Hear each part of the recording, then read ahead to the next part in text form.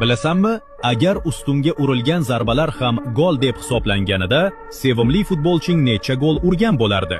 Vinicius Juniorda so'zsiz yo'q gol bo'lardi. Uning tezligi va driblingi doim darvoza uchun xavf tug'diradi. Zarbalar esa ko'pincha raqiblar uchun juda o'tkir chiqadi. Mbappeda 1415 gol bo'lardi. Uning tezkor hujumi va sovuqqon aniqligi uni zamonaviy futbolning eng xavfli hujumchilaridan biriga aylantiradi. Ammo omad har doim ham uning tomonida emas. Neymarda 2300 gol bo'lardi. Uning driblingi o'yinni yorqin qiladi.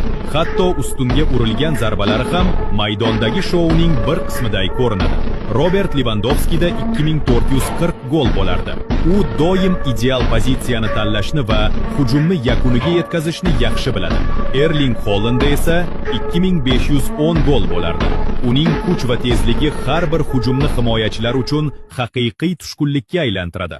Yagona qutqaruvchi narsa ustun edi. Lekin birinchi o'rinni kim oldi deb o'ylaysan? Izohda o'z variantini yozib qoldir.